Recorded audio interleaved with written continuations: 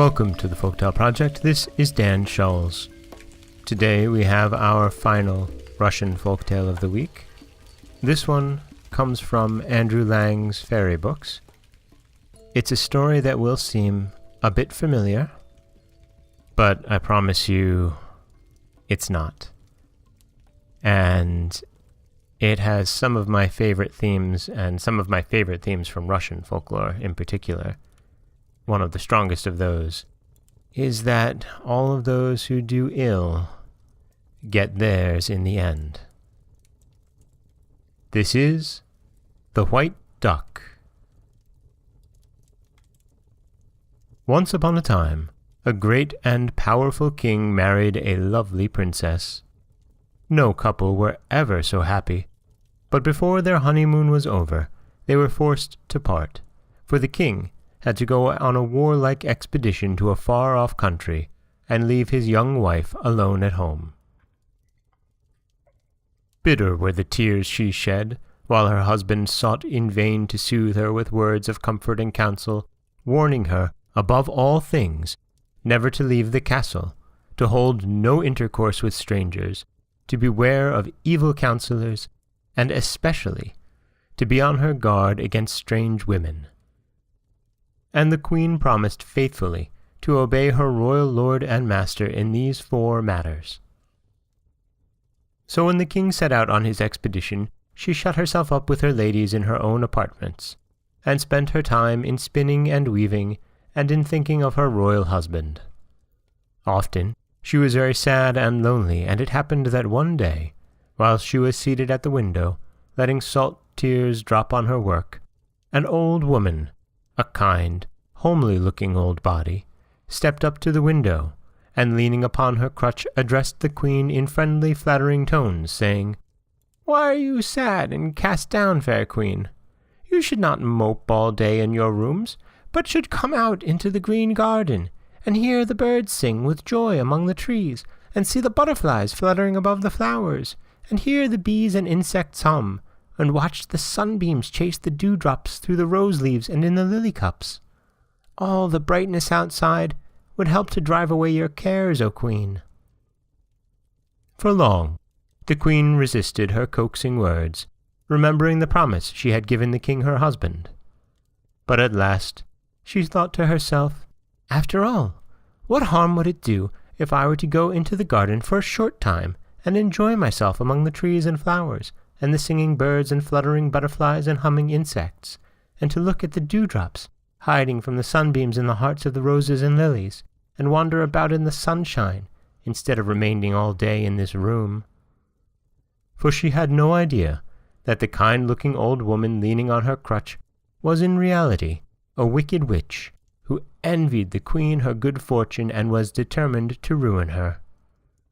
And so, in all ignorance, the queen followed her out into the garden and listened to her smooth, flattering words. Now in the middle of the garden there was a pond of water clear as crystal, and the old woman said to the queen, "The day is so warm, and the sun's rays so scorching. That water in the pond looks very cool and inviting. Would you not like to bathe in it, fair queen?" "No, I think not," answered the queen. But the next moment she regretted her words and thought to herself, "Why shouldn't I bathe in that cool, fresh water? No harm could come of it." And so saying, she slipped off her robes and stepped into the water. But scarcely had her tender feet touched the cool ripples, when she felt a great shove on her shoulders, and the wicked witch had pushed her into the deep water, exclaiming, "Swim henceforth, white duck!" And the witch herself assumed the form of the queen, and decked herself out in the royal robes and sat among the court ladies awaiting the king's return.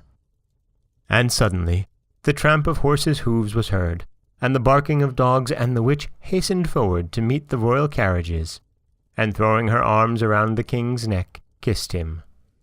And in his great joy, the king did not know that the woman he held in his arms was not his own dear wife, but a wicked witch.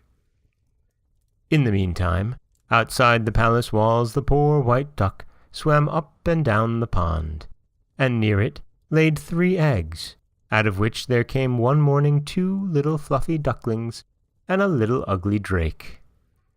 And the white duck brought the little creatures up, and they paddled after her in the pond and caught goldfish, and hopped upon the bank and waddled about, ruffling their feathers and saying, "Quack, quack," as they strutted about on the green banks of the pond. But their mother used to warn them not to stray too far, telling them that a wicked witch lived in the castle beyond the garden, adding, "She has ruined me, and she will do her best to ruin you." But the young ones did not listen to their mother, and playing about the garden one day they strayed close up to the castle windows. The witch at once recognized them by their smell, and ground her teeth with anger, but she hid her feelings, and pretending to be very kind she called them, and joked with them, and led them into a beautiful room, where she gave them food to eat, and showed them a soft cushion on which they might sleep. Then she left them and went down into the palace kitchens, where she told the servants to sharpen the knives, and to make a great fire ready, and hang a large kettle full of water over it. In the meantime, the two little ducklings had fallen asleep, and the little drake lay between them, covered up by their wings, to be kept warm under their feathers. But the little drake could not go to sleep, and as he lay there wide awake in the night, he heard the witch come to the door and say, "Little ones, are you asleep?"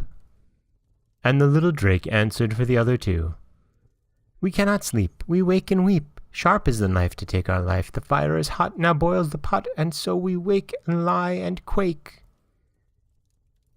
"They are not asleep yet," muttered the witch to herself, and she walked up and down the passage, and then came back to the door and said, "Little ones, are you asleep?" And again the little drake answered for his sisters, "We cannot sleep, we wake and weep. Sharp is the knife to take our life. The fire is hot, now boils the pot, and so we wake and lie and quake." "Just the same answer," muttered the witch. "I think I'll go in and see." So she opened the door gently, and seeing the two little ducklings sound asleep, she there and then killed them. The next morning, the white duck wandered round the pond in a distracted manner, looking for her little ones. She called and she searched, but she could find no trace of them. And in her heart she had a foreboding that evil had befallen them, and she fluttered up out of the water and flew to the palace. And there, laid out on the marble floor of the court, dead and stone cold, were her 3 children. The white duck threw herself upon them, and covering up their little bodies with her wings, she cried, "Quack, quack, my little loves! Quack, quack, my turtle doves! I brought you up with grief and pain, and now before my eyes you're slain. I gave you always of the best, I kept you warm in my soft nest. I loved and watched you day and night, you are my joy, my one delight." The king heard the sad complaint of the white duck, and called to the witch, "Wife, what a wonder is this! Listen to that white duck." But the witch answered, "My dear husband, what do you mean?